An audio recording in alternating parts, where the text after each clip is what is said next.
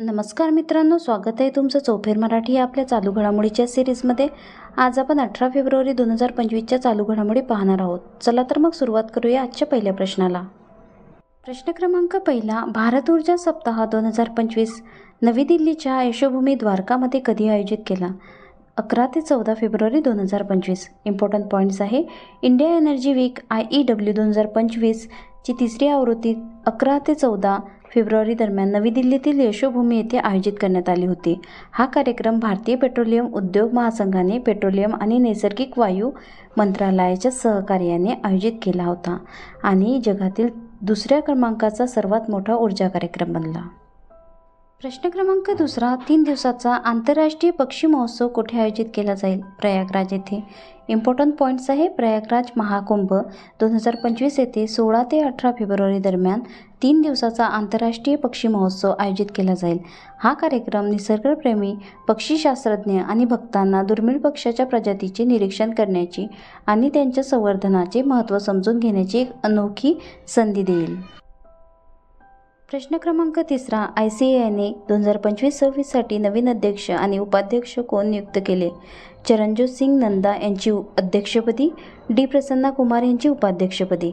Important points आहे, जगातील सर्वात मोठी अकाउंटन्सी संस्था असलेल्या institute of chartered accounts of India ICAI ने 2025-26 या कालावधीसाठी चरणजोत सिंग नंदा यांची अध्यक्षपदी नियुक्त केली आहे. यापूर्वी ICAIचे उपाध्यक्ष म्हणून काम केलेले नंदा यांची नवी दिल्ली येथे झालेल्या केंद्रीय परिषदेच्या बैठकीत 73वे अध्यक्ष म्हणून निवड झाली. आंध्र प्रदेशातील chartered account D Prasanna Kumar यांची उपाध्यक्ष म्हणून निवड झाली.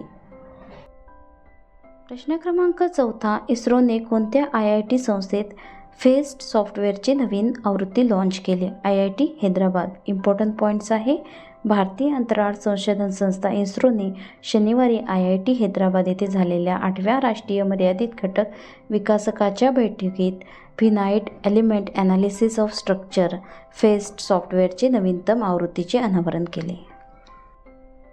प्रश्न क्रमांक 5, नवी दिल्ली येथे अलीकडेच कोणता भारत UK ऊर्जा संवाद आयोजित करण्यात आला? चौथा. इम्पॉर्टंट पॉईंट्स आहे, चौथी भारत UK ऊर्जा संवाद नवी दिल्ली येथे आयोजित करण्यात आली आहे. भारत UK 2+2 विदेशी आणि संरक्षण संवाद नवी दिल्ली येथे आयोजित करण्यात आली होती.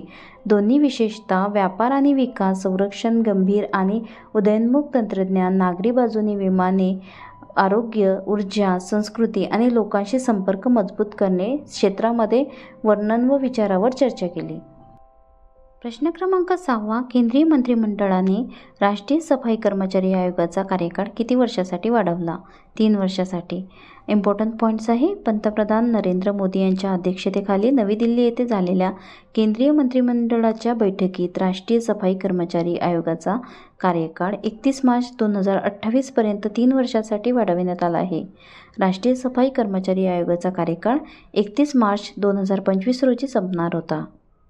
प्रश्न क्रमांक 7, अलीकडे चर्चेत असलेले ब्रह्मगिरी वन्यजीव अभयारण्य कोणत्या राज्यात आहे? कर्नाटक. इम्पॉर्टंट पॉईंट्स आहे, राज्याने ब्रह्मगिरी वन्यजीव अभयारण्याच्या बफर झोनमध्ये आदिवासींसाठी गाव वसवण्याची योजना केली आहे, ज्यामुळे सुरक्षा आणि वन्यजीव संघर्षाच्या चिंतेत वाढ झाली आहे. ब्रह्मगिरी वन्यजीव अभयारण्य पश्चिम घाटातील कोडगू जिल्ह्यात कर्नाटकमध्ये स्थित आहे. प्रश्न क्रमांक 8, 2025 मध्ये सर्वाधिक कमाई करणारा ॲथलीट कोण बनला आहे? Cristiano Ronaldo. इम्पॉर्टंट पॉईंट्स आहे, 2025च्या सर्वाधिक कमाई करणाऱ्या खेळाडूच्या यादीत अव्वल स्थान मिळवत क्रिस्टियानो रोनाल्डोने पुन्हा एकदा क्रीडा जगात आपले वर्चस्व सिद्ध केले आहे. प्रश्न क्रमांक 9, महिला क्रिकेटपटू सोहेली अख्तरवर भ्रष्टाचाराच्या आरोपाखाली ICCने बंदी घातली आहे. ती कोणत्या देशाची खेळाडू आहे? बांगलादेश. इम्पॉर्टंट पॉईंट्स आहे, पहिल्यांदाच आंतरराष्ट्रीय क्रिकेट परिषदेने ICCने बांगलादेशची ऑफ स्पिनर सोहेली अख्तर हिच्यावर भ्रष्टाचाराच्या आरोपाखाली 5 वर्षाची बंदी घातली आहे. भ्रष्टाचाराच्या आरोपाखाली निलंबित होणारी अख्तर ही पहिली आंतरराष्ट्रीय महिला क्रिकेटपटू ठरली आहे. आजचा शेवटचा प्रश्न क्रमांक 10वा. भारतातील स्टार्टअप इकोसिस्टीमला चालना देण्यासाठी DPIITने कोणासोबत भागीदारी केली आहे? रुकम कॅपिटल आणि बूटस्ट्रॅप इन्क्युबेशन.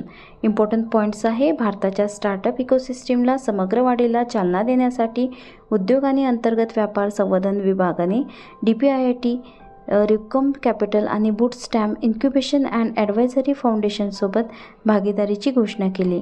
DPIITच्या मते सामंजस्य करार द्वारे औपचारिकरित्या स्वीकारण्यात आलेले हे सहकार्य देशभरातील उत्पादन स्टार्टअप्स, नवोन्मेषक आणि उद्योजकांना सक्षम करणारे समर्पित कार्यक्रम आणि उपक्रम तयार करण्याच्या उद्देशाने आहे. चला तर भेटूया पुढच्या व्हिडिओमध्ये. व्हिडिओ आवडला असेल सबस्क्राईब करा, लाईक करा, शेअर करा. थँक्यू.